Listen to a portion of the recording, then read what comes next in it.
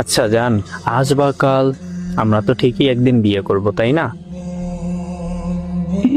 করবো তো। তুমি কি আমার সাথে সুখী হবা? কেন হব না শুনি? আমি তো খুব বড়লোক না, খুব সাধারণ ঘরের একটা ছেলে। তো কি হয়েছে? 3 বেলা খেতে দিতে পারবো ঠিকই, কিন্তু তোমার সব শখ পূরণ করতে পারবো না। ও তাই বুঝি। তো আমার শখটা কি একটু বলবেন? এই যে তুমি সাজতে পছন্দ করো, ঘুরতে পছন্দ করো, আরো অনেক কিছুই পছন্দ করো।